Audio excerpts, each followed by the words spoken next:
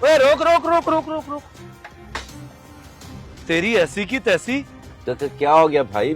मैंने क्या किया है? तूने क्या किया है? पीछे रिक्शा सारा खाली पड़ा है, बच्ची को साथ बिठा के ले जा रहा है, शर्म नहीं आती तुझे? मैं कमेटी चौक से तेरे पीछे आ रहा हूँ, उतरो बेटा आप।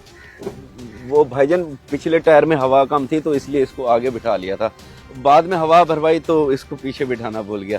गलती होगी भाईजान, मेहरबानी करें मुझे जाने दें। जाने तो तुझे किसी सूरत नहीं दूंगा मैं, फूल सी बच्ची है वो। बेटा कहीं ये जबरदस्ती तो नहीं लेके जा रहा था आपको? नहीं अंकल, ये रिक्शे वाले चाचा हैं, रोज स्कूल छोड़ के भी आते हैं और लेके भी आते हैं। अल्लाह अकबर, फोन मिला इसके बाप को अभी के अभी, वरना तेरा मुंह तोड़ दूंगा, जल्दी कर।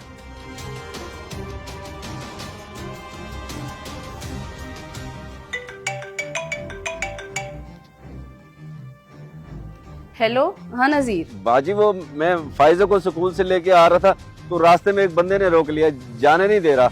ओ बकवास बंद कर, पूरी बात बताना।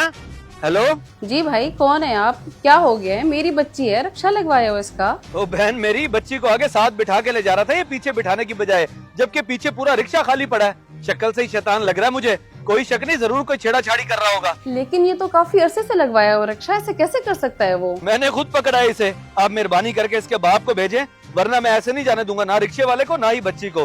गार्डन रोड पे पकड़ी खड़ा हूँ मैं इसे। मैं अभी भेजती हूँ उसके बाबा को, बस 5 मिनट दें मुझे। इस उल्लू का पट्टा मेरी बच्ची।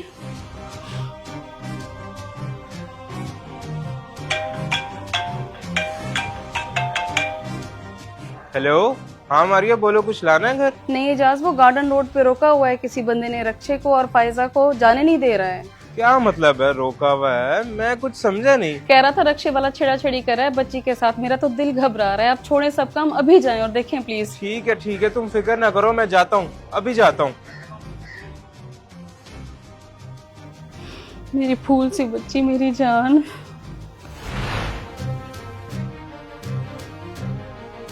बेटा रोजाना ये रिक्शे वाला ऐसे ही करता है क्या? जी अंकल, बाकी बच्चों को छोड़ के मुझे कहते हैं कि आगे मेरे साथ आके बैठो। तो बेटा आपने अपने पेरेंट्स को क्यों नहीं बताया इसकी हरकत का? मुझे डर लगता है अंकल से, ये बहुत डांटते हैं मुझे। डांटते हैं? शर्म आती है तुझे? तेरे पोतों की उम्र की है, डूब के मर जा। भाई वो शैतान आ गया था, माफ कर दो। शैतान तो तेरा मैं निकालता हूँ, इसके बाप को आने दे। क्या हो गया भाई साहब? हाँ नजीर, क्या बात है? ये क्या बताएगा, मैं बताता हूँ। बच्ची को पीछे बिठा के लाने की बजाय आगे साथ जोड़ के बिठा के ला रहा था, कमेटी चौक से देख के पीछे लगाऊं मैं, यहाँ आके पकड़ा इसको, और अब बच्ची ने बताया कि ये तो काफी अरसे से ये सब कर रहा था। ओए लानत है तुझ पे, हम यकीन करके अपनी बच्ची को भेजते हैं और तू ये हरकतें करता है, डूब के मर जा। फायजा आपने कभी बताया क्यों नहीं बेटे? डांटते थे अंकल, कहते थे कि अगर किसी को बताया तो चलते रिक्शे से धक्का दे दूंगा।